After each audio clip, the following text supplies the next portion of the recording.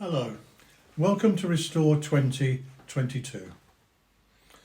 Today we're looking at Deuteronomy chapters 33 and 34. Now chapter 33 is quite unlike the previous chapter. Chapter 32 set out the calamities by which God's justice will fall upon Israel for her faithlessness. But by contrast, this chapter spells out the glory and greatness that will crown Israel's faithfulness. Here Moses invokes blessing on each of the tribes of Israel, except Simeon, which, as we read in Joshua chapter 19, was soon to be absorbed by Judah. And although we normally think of Judah as the first among the tribes, Reuben is listed first among the blessings because he was the eldest son of Jacob.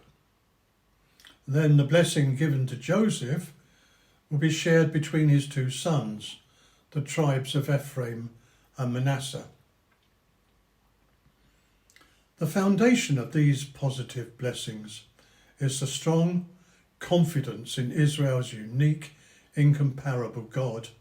He is their refuge and shield, and consequently there's no one like them, Israel, among the nations, because God himself has saved them to enjoy the land.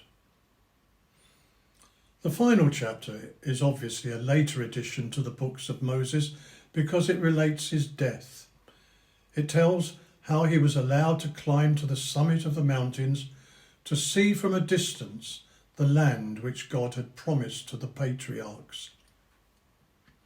Apparently, in Hebrew thought, to see it with your own eyes was a symbol of acquisition, by which property became legally that of the viewer. So in this, Moses was accepting from God ownership of the promised land on behalf of all the people of Israel. And having done this, he died. And to this day, no one knows exactly where he was buried by God. Moses' epitaph emphasizes God's unparalleled knowledge of him, and the people's obituary emphasized that there had never afterwards been a prophet like him. However, epochs have come and gone, and now the writer of Hebrews reminds us that one greater than Moses has come.